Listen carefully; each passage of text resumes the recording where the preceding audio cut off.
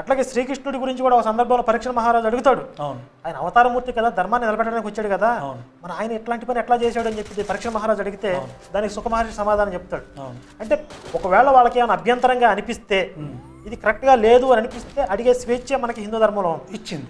కానీ బైబిల్లో వాడు పలక మీద రాసుకొస్తాడు మోషే, పలకల మీద 40 రోజులు కొండ మీద కూర్చుంటాడు. మీరు ఎవడైనా కొండ మీదకి వచ్చారా చచ్చారా అంటాడు. ఈయన చక్కగా కూర్చొని చెక్కుని వస్తాడు, కిందకు వచ్చి వీళ్ళు ఏదో వేరే దేవతను చేసుకుని పూజిస్తూ ఉంటారు.